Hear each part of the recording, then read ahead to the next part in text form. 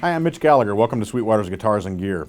This time out, I'm surrounded by a bunch of beautiful Les Pauls because the Gibson Custom Shop is introducing a whole new historic line, and we're going to talk about them in this episode. Let's get started.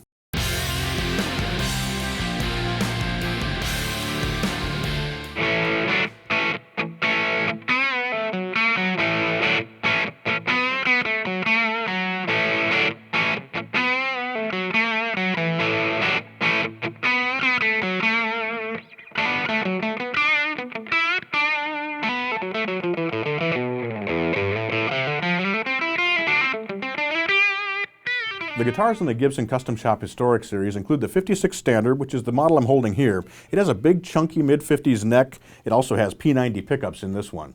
There's also a 57 Gold top. Now that still has a nice chunky neck to it, but it has humbucking pickups. The 58 Les Paul Standard is what's known as a plain top because it doesn't have a lot of figuring. It also features two humbucking pickups. The 1959 Les Paul Standard is when we start to see the flame maple tops come in. With the sunburst finishes, those are really apparent. You can really see the beautiful flame in that maple. Those also have two humbucking pickups, and those have a little different neck shape to them. It's more of a rounded C shape, not quite as chunky as in the earlier Les Pauls. Now in the early 1960s, Les Pauls were actually discontinued. What Gibson did is they came out with the double cutaway, what we now know as the SG shape. They were still referred to as Les Pauls. So the Les Paul Standard that came out in the early 60s was that SG shape with a solid mahogany body, mahogany neck, a much lighter guitar with two humbucking pickups.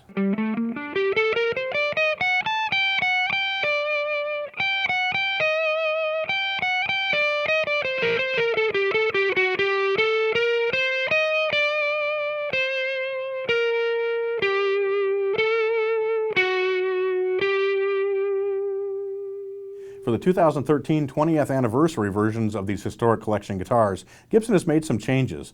First of all, they've gone back to a single layer rosewood fingerboard on all these guitars. Second of all, they're using hide glue for the neck joint. Now hide glue does a couple of things. First of all, there are those who say it has a different tone than other types of glue. The other thing is that it's much more repairable, so if you have a problem with a guitar, you need to remove the neck, hide glue is much easier to work with than any epoxy or another type of glue. The tuners have been changed to be a little bit more historically accurate. They've also changed the binding. The binding has a real rich yellow color on these, so it looks much more authentically vintage. Gibson has also gone back to a more historically accurate truss rod in these guitars. They've redesigned the whole truss rod mechanism, and the truss rod is no longer wrapped in tubing. The backs of these guitars are now stained with an aniline dye. Now aniline is interesting because it's not quite as color fast as some other dyes, so it actually will fade a little bit. But the nice thing about it is it really brings out the grain in the back of these guitars.